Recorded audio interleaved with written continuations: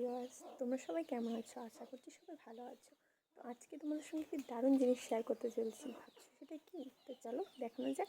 তো সেটা হলো গিয়ে বাবা আগের দিন আমার জন্য মাশরুম কিনে নিয়ে এসেছিলো, তো সেটাই আজকে রান্না করে দেখাবো তোমাদের।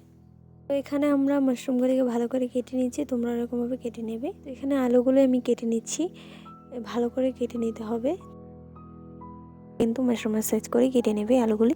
তো কেটে নেওয়ার পর এগুলো ভালো করে ধুয়ে নেব, 2 থেকে 3 বার করে ধুয়ে নিচ্ছি। এই দেখো ভালো করে ধুয়ে নিচ্ছি আমি, তোমরা এরকম ভালো করে ধুয়ে নেবে। তারপর এগুলির জন্য এখানে যা যা লাগবে আমি তাতে কেটে কেটে নিয়ে নিয়েছি।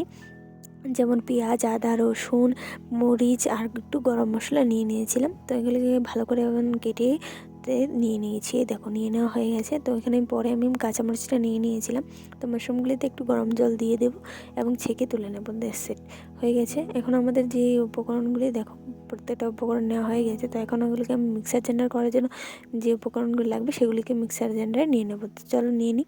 তো মিক্সার গ্রাইন্ডারে এখন আমি এই উপকরণগুলি সবগুলি নিয়ে নিচ্ছি। দেখো মিক্সার গ্রাইন্ডারে সবগুলি উপকরণ নিয়ে নেওয়া হয়ে গেছে। কিছু শুকনো মরিচ নিয়ে নিয়েছি। শুকনো মরিচগুলো দেওয়ার পর এখানে একটু জল দিয়ে দেবো, হালকা করে একটু জল দিয়ে দেওয়ার পর এটাগুলো মিক্সার করে নেবো। তো চলো এখানে আমি মিক্সার করে নিয়েছি, তোমরা শিলপাটায়ও বেটে নিতে পারো। তো এখন আমি এগুলোকে মিক্স করা হয়ে গেছে। তো নিয়ে নিয়েছি কড়াইতে একটু তেল দিয়ে হালকা করে আলুগুলোকে লাল লাল করে ভেজে নিয়ে আমরা সেগুলোকে তুলে নেবো।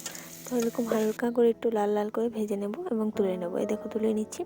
একটু বেশি ভাজতে হবে না, এগুলোকে হালকা করে একটু ভেজে নিলেই হবে। তো ভাজা হয়ে গেছে আমার, তো সেই জন্য আমি প্রত্যেকটা আলুকে নামিয়ে নিচ্ছি।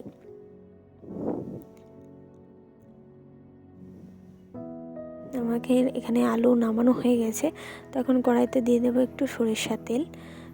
দিয়ে দেওয়ার পর এখানে একটু করে আমি পেঁয়াজগুলি দুটো যেটা ছিল সেগুলোকে ভেজে তুলে নিয়েছি। দেখো তুলে নেওয়া হয়ে গেছে। একটু তেল দিয়ে তেজপাতা আর এখানে পেঁয়াজগুলো দিয়ে ভালো করে আমরা নাড়াচাড়া করে একটু হালকা করে ব্রাউন কালার করে একটু নিয়ে নেবো। আর এখানে যে মশলাটা ছিল তাতে জিরে ধনে দিয়ে একটু জল দিয়ে তারপর আমাদের কড়াইতে সেটা ঢেলে দেবো। তাহলে এই মশলাটা ভালো করে কষানো হয়ে যাবে। দেখো ভালো করে কষিয়ে নিয়েছি। একটু গুঁড়ো হলুদ গুঁড়ো দিয়ে ভালো করে আরও ভালো করে কষিয়ে নেবো। তো কালারটা দেখো কত সুন্দর এসেছে। এখন দিয়ে দিচ্ছি মাশরুমগুলোকে ভালো করে ভেজে নিচ্ছি। দেখো হালকা নাড়াচাড়া করবে, বেশি নাড়াচাড়া করবে না। তো আলু আর পেঁয়াজগুলিও দিয়ে অ্যাড করে দিলাম, দিয়ে হালকা হালকা করে এরকম নাড়বে, নাহলে কিন্তু ভেঙে যাওয়ার সম্ভাবনা আছে। তো জলটা একদম শুকিয়ে গেছে, আমরা এখানে জল অ্যাড করে দিলাম। তো এখানে জল অ্যাড করা হয়ে গেছে। তো এখন এটাকে কিন্তু ঢাকনা দিয়ে রাখবে। এই দেখো ঢাকনা দিয়ে দিয়েছি। এখানে গরম মশলা নিয়েছি, শিলপাটে একটু থেতো করে নিচ্ছি। তোমরা চাইলে এটা বেটেও নিতে পারো, কিন্তু থেতো করে দিলে স্মেলটা ভালো আসে। তো নিয়ে নেওয়া হয়ে গেছে। তো এখন ঢাকনাটা সরিয়ে আমরা এখানে দিয়ে দিচ্ছি 2 চামচ পরিমাণ লবণ।